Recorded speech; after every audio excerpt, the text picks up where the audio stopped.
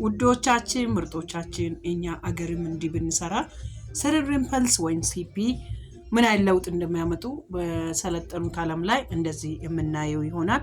የኛ ሀገሮችም እንዲህ አካቶና ወይም ለትምህርት ለማቆያ ቦታ ብኖረን ለውጥ ምን ማምጣት የምንችለው ይሆናል።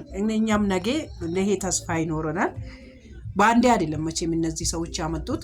እኛም በተለይ የሲፒ እናቶች እዚህ ሚዲያ ላይ ያላችሁት ለኔ ማለት ተውትና ለኛ የሚለው ላይ ብትሰሩ ውጤታማ እንሆናለን። እጅ በእጅ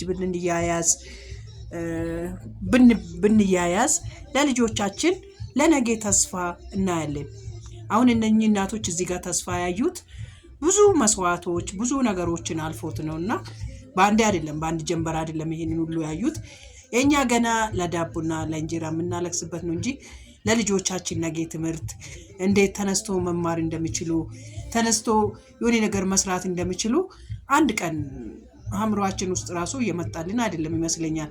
ብንሰራበት ማቆያ እንዲሁም ደግሞ መንግስት አካላትን ቢያግዝንና ልክ እንደነዚህ የኛም ልጆች ተመርቆ ማየት አልናፈቃችሁ? እኔ ናፍቀኛል።